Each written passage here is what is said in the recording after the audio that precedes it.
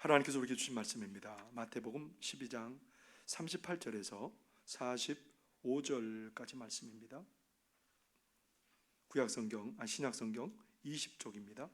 마태복음 12장 38절에서 45절까지 말씀입니다. 앞에 있는 화면을 보셔도 되겠습니다. 마태복음 12장 38절에서 45절까지 말씀입니다.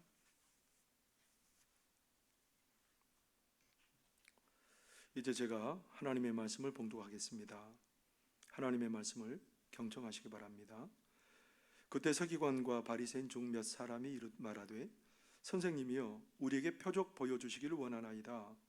예수께서 대답하여 이르시되 악하고 음란한 세대가 표적을 구하나 선지자 요나의 표적밖에는 보일 표적이 없느니라.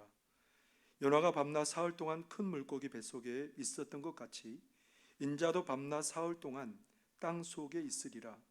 심판 때 니느웨 사람들이 일어나 이 세대 사람을 정죄하리니 이는 그들이 요나의 전도를 듣고 회개하였음이거니와 요나보다 더 큰 이가 여기 있으며 심판 때에 남방 여왕이 일어나 이 세대 사람을 정죄하리니 이는 그가 솔로몬의 지혜로운 말을 들으려고 땅 끝에서 왔음이거니와 솔로몬보다 더 큰 이가 여기 있느니라. 더러운 귀신이 사람에게서 나갔을 때에 물 없는 곳으로 다니며 쉬기를 구하되 쉴 곳을 얻지 못하고 이에 이르되 내가 나온 내 집으로 돌아가리라 하고 와보니 그 집이 비고 청소되고 수리되었거늘 이에 가서 저보다 더 악한 귀신 7을 데리고 들어가서 거하니 그 사람의 나중 형편이 전보다 더욱 심하게 되느니라. 이 악한 세대가 또한 이렇게 되리라. 아멘. 이는 하나님의 말씀입니다. 기도하겠습니다. 하나님, 우리 하나님의 말씀 한마디가 우리를 새롭게 하실 줄 믿습니다. 하나님의 음성이 어리석은 우리를 지혜롭게 할 줄 믿습니다. 이 시간 우리 하나님의 말씀에 귀를 열게 하여 주옵소서. 우리의 영안을 열어서 깊고 기이한 세계를 바라볼 수 있게 하여 주옵소서. 하나님 그리하여 하나님의 평안을 사모하게 해주시고 하나님의 주실 은혜를 사모하게 해주시고 사모하는 심령마다 가득하게 채우신 하나님의 복을 경험하게 하여 주옵소서. 만물을 새롭게 하신 우리 하나님의 능력으로 연약한 심령을 강하게 하여 주시고 지치고 피곤한 심령을 하나님 샘을 허락하여 주시옵시고 하나님 다치고 상한 심령 치료받고 회복되는 복된 은혜 시간 되도록 도와주옵소서. 예수님 이름으로 기도하옵나이다. 아멘. 오늘도 우리 하나님의 은혜를 사모하며 나온 사랑하는 성도님들에게 하나님의 위로와 평안이 가득하게 되기를 바랍니다. 한국주택공사가 보내는 광고입니다. 온 가족이 한 집에 살아가지만 관심은 제각기 달라요. 심지어 함께 밥을 먹는데도 불구하고 서로 관심이 제각기 먹는 것에만, 자기 관심을, 자기 만족을 채우는 데만 있는 거예요. 아내가 청소를 하고 있는데 남편은 뭐 하고 있냐면 소파에 앉아서 강냉이 봉지 큰 걸 들고 강냉이를 먹으면서 아내가 지나가면 발을 얼른 들고, 생각만 해도 얄밉죠. 그러고 살아갑니다. 남편이 소파에 앉아 있는데 딸이 나오는 거예요. 이렇게 귀에 뭘 꽂고 뭐 하고 있냐면 친구하고 통화하고 있는 거예요. 아빠가 앉아 있는 소파 옆에 딸이 왔습니다. 마치 아빠에게 얘기하는 것처럼 그렇게 얘기하는 거예요. 집안에만 있으니까 답답해. 그러니까 이 아빠는 딸이 자기에게 얘기한 줄 알고 답답하면 주말에 우리 캠핑 갈까? 그러니까 이 딸은 듣는 척도 안 하고 자기 친구하고 대화에 방해가 된다는 듯이 방에 들어가 버립니다. 사실 아빠에게 얘기한 게 아니고 이어폰을 꽂고 친구하고 얘기하고 있는 거였습니다.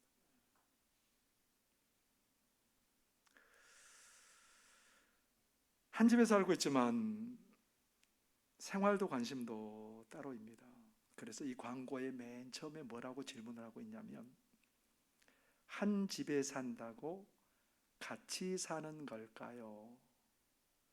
한 집에 산다고 같이 사는 걸까요? 그런 질문을 하면서 가족들이 함께 오랜 시간을 집에서 보내지만 공통적인 관심을 가지고 함께 사는 시간은 하루 중에 13분에 불과합니다. 하루를 24시간을 보냈는데 공통적인 관심 문사를 가지고 보내는 시간은 13분이랍니다.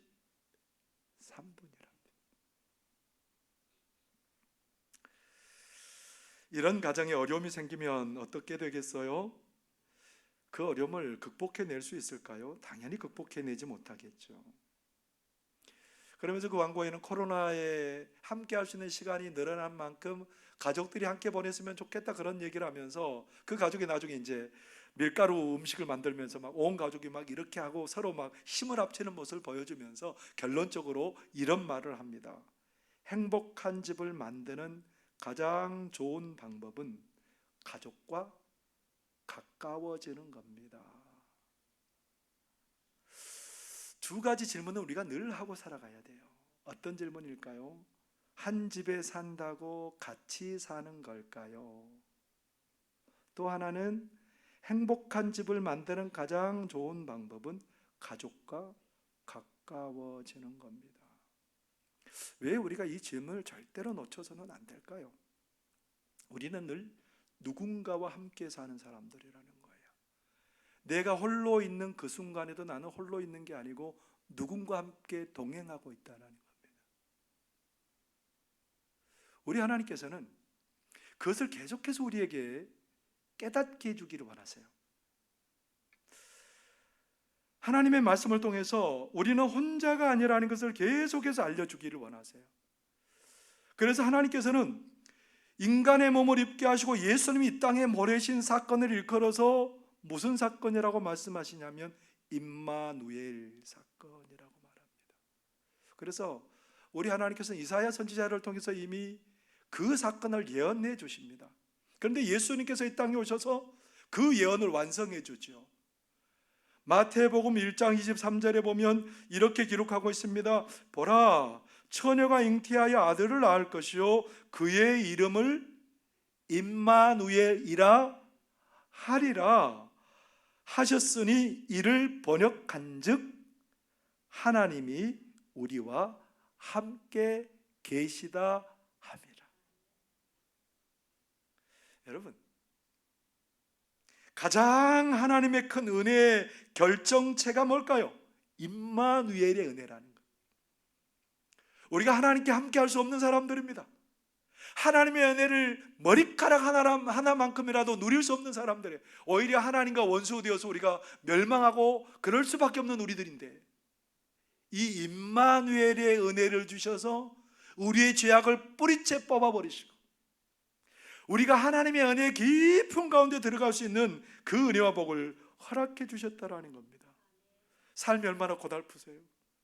얼마나 힘드세요?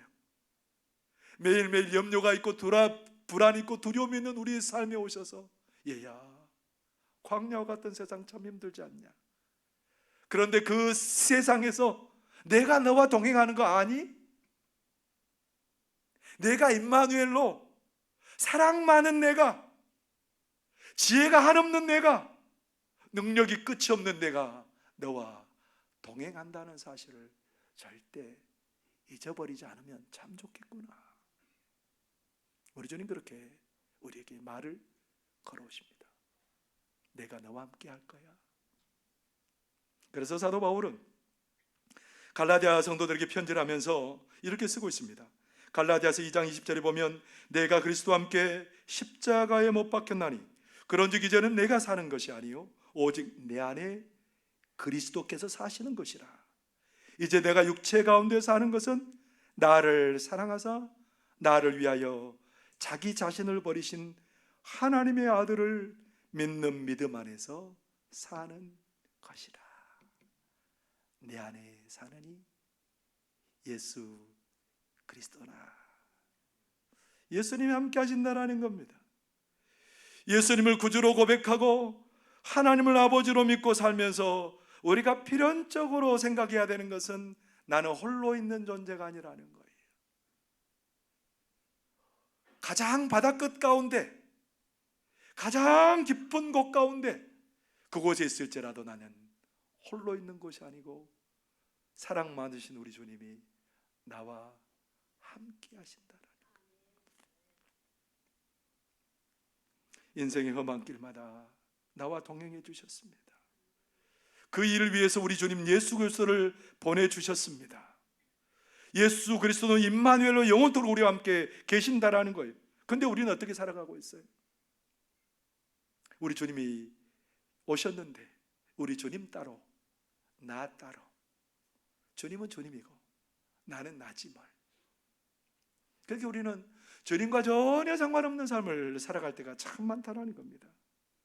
우리 하나님의 뜻을 저버리는 일이죠.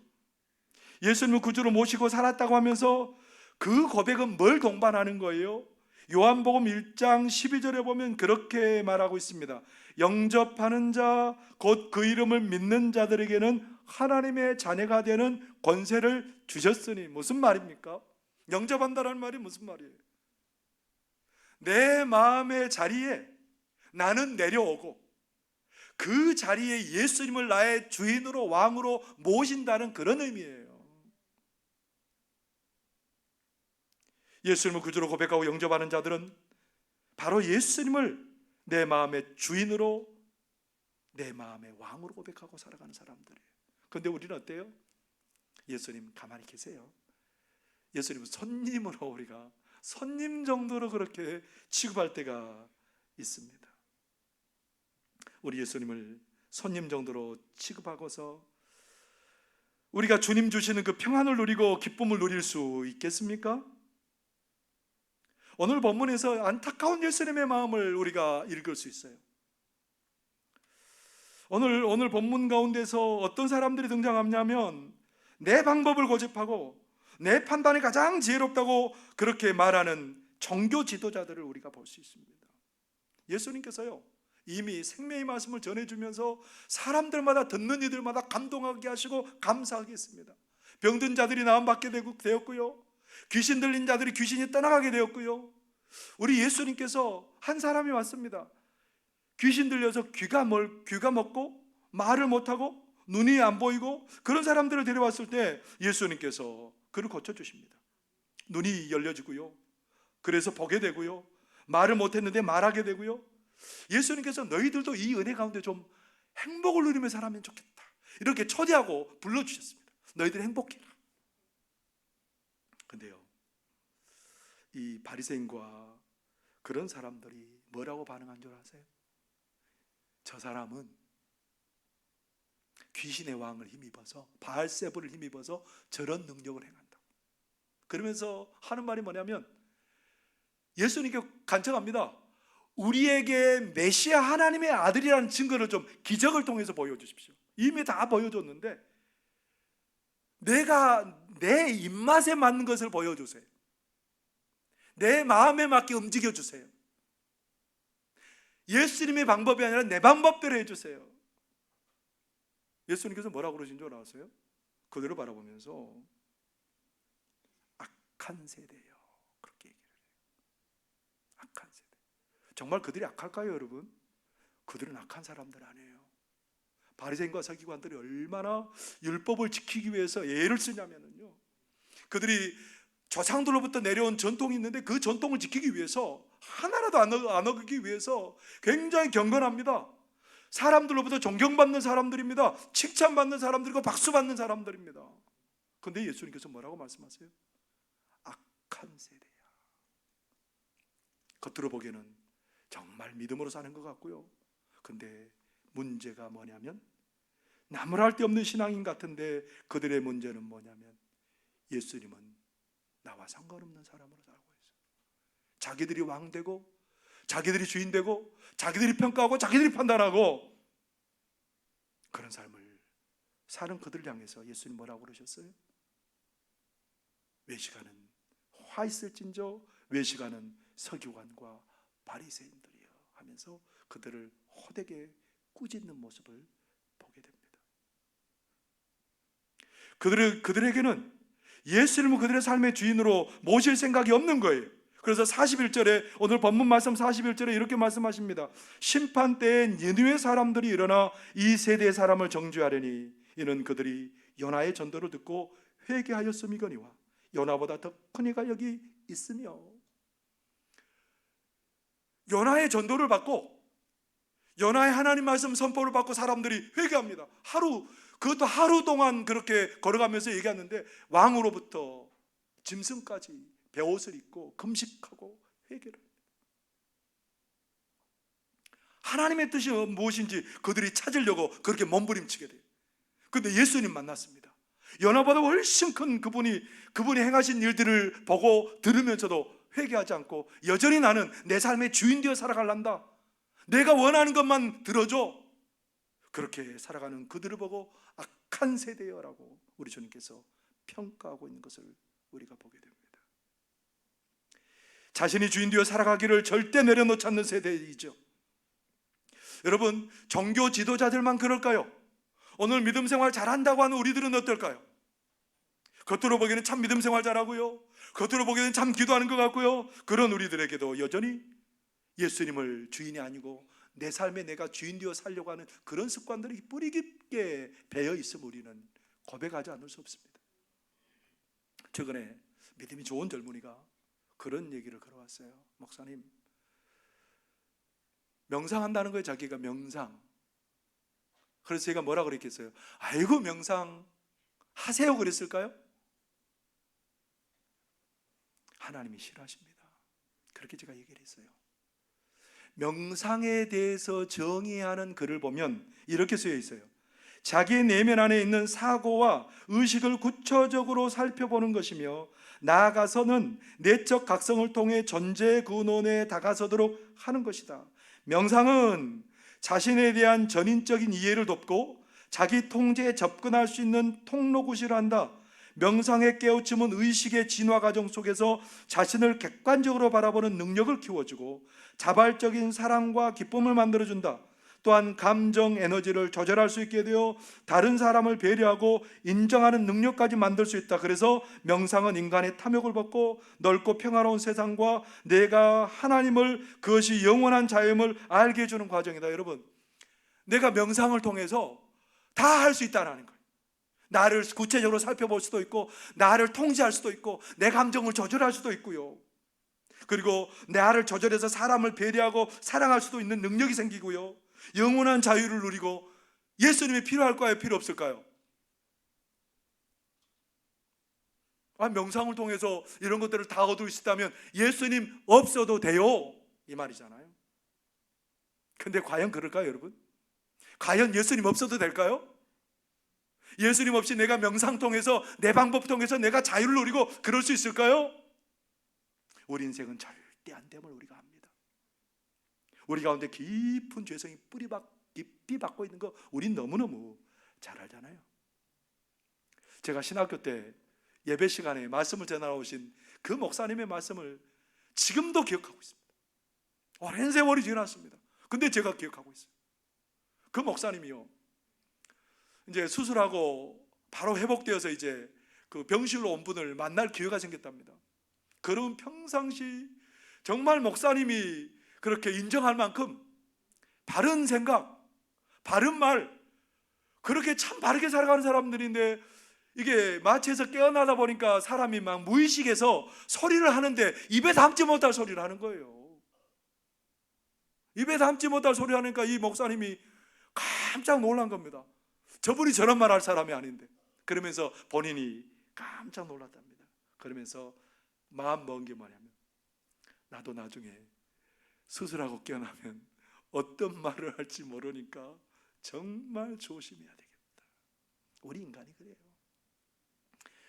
30년 동안 면벽한 수도승이 30년 동안 벽만 바라보고 다른 것 아무것도 생각하지 않은 그 수도승이 한순간 유혹에 나가 떨어지잖아요.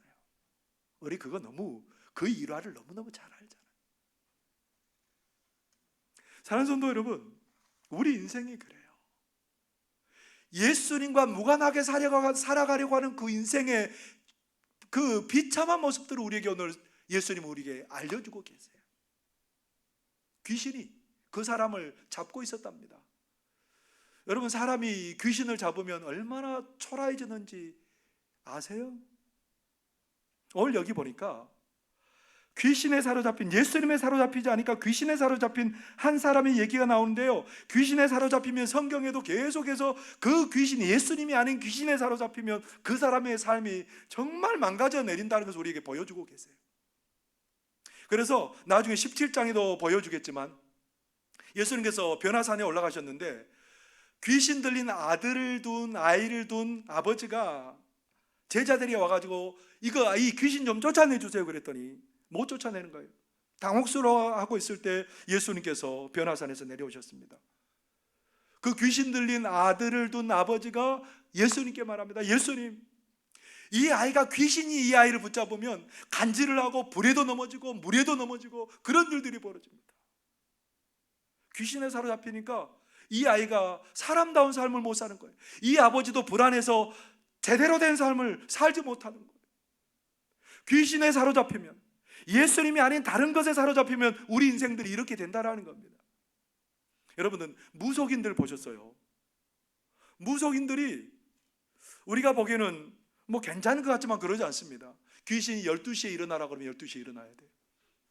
귀신이 깊은 산에 가라 그러면 그 시간에 가야 돼요. 언젠가 무속인의 모습들이 이렇게 카메라에 잡혔는데요, 그 무속인에게는 어린 그 귀신이 들어가서 점하게 하고 그런 그 사람이, 무속인이. 그런데 자기 어린 자녀하고 싸움을 하더라고요. 뭘 갖고 싸움을 하냐면 장난감 갖고 싸움을 해요. 평상시에는 괜찮은데 그 귀신이 이렇게 들어가면 이 사람이 어린아이와 같아져요. 그래서 자기 자녀가 장난감을 안 준다고 자기 자녀 팔을 꽉 물어버립니다. 아버지가 그럴 수 있어요, 여러분? 정상적이면? 안 되죠. 뭐가 그를 잡고 있기 때문에 그래요? 귀신이 그를 잡고 있기 때문에 그래요. 우리 주님께 사로잡히지 않는 인생, 이렇게 될 수 있다는 겁니다. 그래서 어떤 사람에게 그런 귀신이 들어가서 그 사람이 괴로워하고 있는데 귀신이 나갔어요. 그 귀신이 막 있을 곳을 찾아보니까 없어요. 다시 와봤어요. 그랬더니 그 집이 깨끗이, 그 사람 집이 깨끗이 청소가 되어서, 아이고 얼큰이 잘 됐다. 자기보다 더 강한 귀신 7을 데려와가지고 그 사람 속에 들어가게 되어서 그 사람 형편이 훨씬, 나중 형편이 어렵고 힘들게 되었다. 그렇게 성경 기록하고 있습니다. 여러분, 예수님이 아닌 다른 것에 사로잡혀 사는 인생이 이럴 수밖에 없다는 겁니다. 우리가 가장 갈급해 하는 게 뭐예요? money, 돈. 여러분, 돈이면 다 해결될 것 같잖아요. 돈만 있으면 행복해질 것 같잖아요. 근데 여러분, 건강이 무너지면 돈이 소용이 있을까요? 중병이 들면 돈이 소용이 있을까요? 중병이 들어서 돈이 소용없는 것을 깨닫는 사람은 누구로 채워야 된다는 거예요? 예수님으로 채워야 되는데 오히려 예수님이 아닌 다른 것을 또 채우다 보면 그것에 목말라 해서 더 많은 것들로 들어와서 그 사람의 인생을 형편없이 초라하게 만들어 버린다는 거예요. 마약에 사로잡히고, 도박에 사로잡히고, 알코올에 사로잡히고, 그 인생들이 바른 인생이 될 수 없는 거죠. 오늘 우리 주님께서는 그러하기에 너는 누구하고 살고 있니 물어보는 거예요. 누구하고 살고 있니? 누구하고 살고 있니?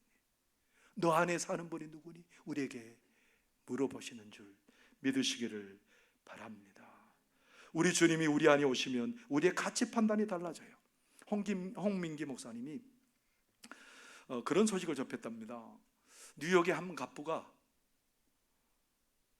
호텔에 가장 비싼 방을 한 달 동안 대여를 했답니다. 그 가격이 얼마냐면 7억.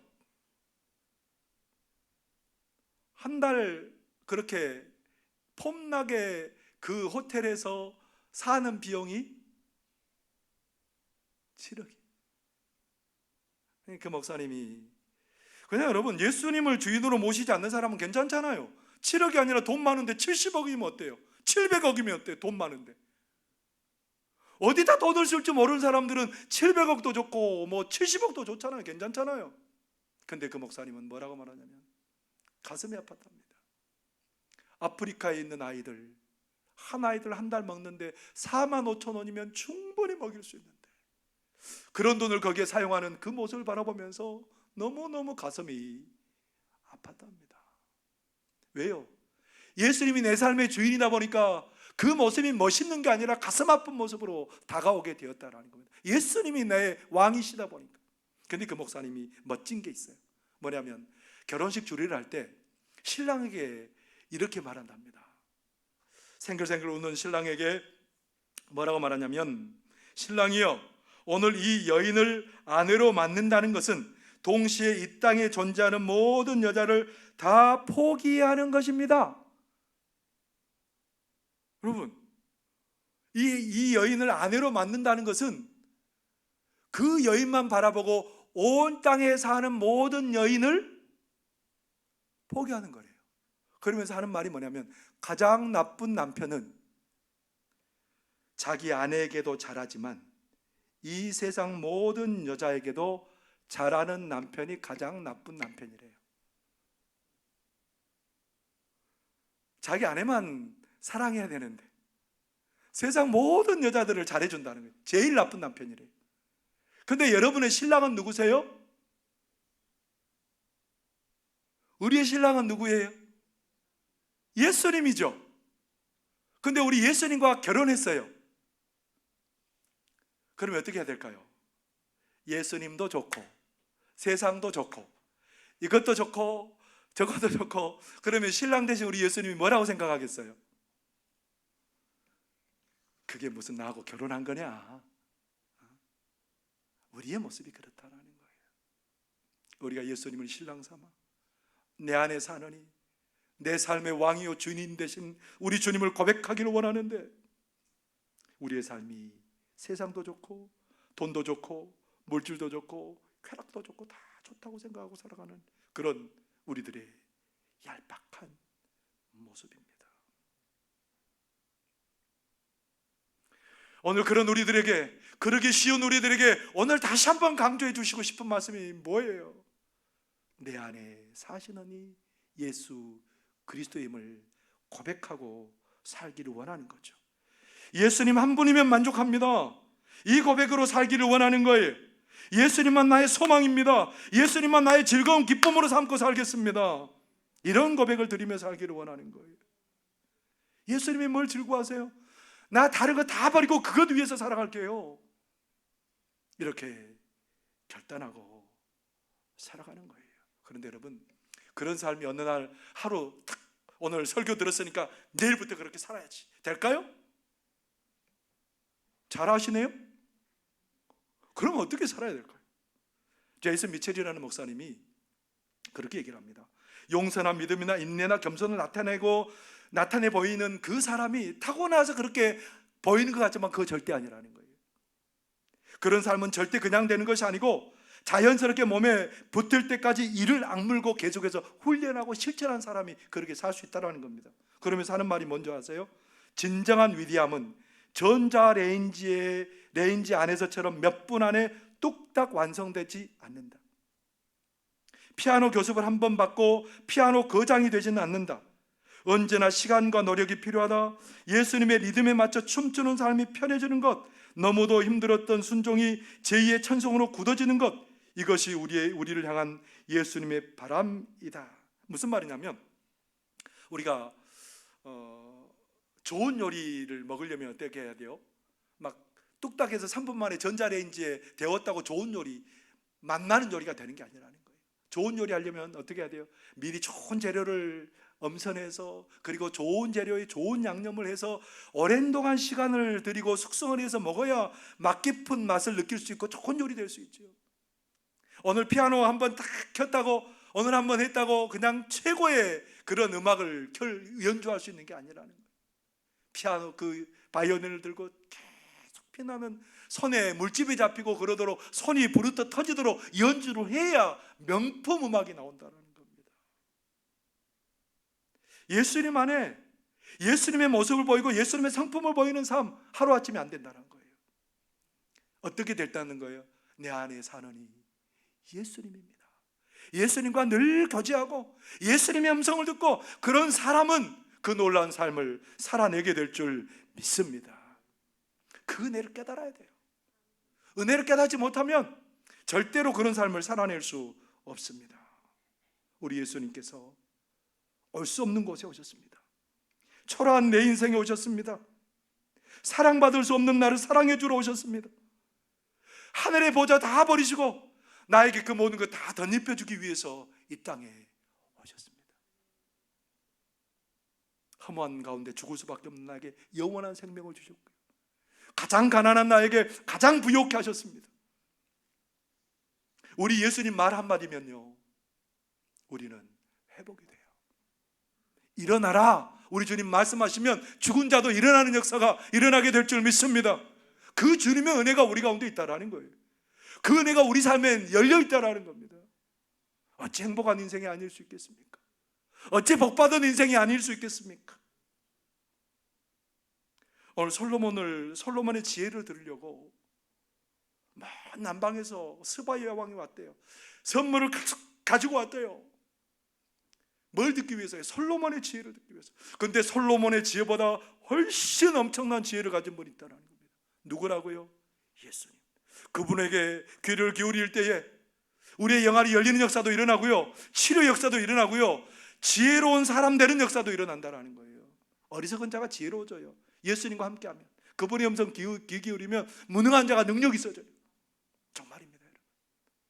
주님의 음성, 주님과 함께 살아갈 때에 우리의 능력 없지만 예수님의 능력으로 체험받는 역사가 일어나게 되고요, 그런 삶을 살게 될 줄 믿습니다. 우리는 이 은혜 가운데 부름받은 사람들이고요, 이 은혜의 삶을 살 수 있는 사람들이고요, 그런 사람들은, 그 은혜를 느끼며 사는 사람들은 예수님의 길을 가는 게 너무너무 행복해지는 거예요. 예수님 위해서 어려운 결단도 아무것도 아닌 것처럼 결단하는 거예요. 지구촌 교회를 아십니까? 지구촌 교회 굉장히 유명한 교회입니다. 대한민국의 신앙인이라면 대부분의 사람들이 아는 교회입니다. 거기에 그 담임 목사님으로 이동원 목사님이 그 교회를 섬기셨습니다. 굉장한 목사님이시죠. 이동원 목사님 후임으로 누가 그 교회를 담임으로 들어가셨냐면 진재혁 목사님이 들어갔습니다. 사역도 잘하시고 존경받았습니다.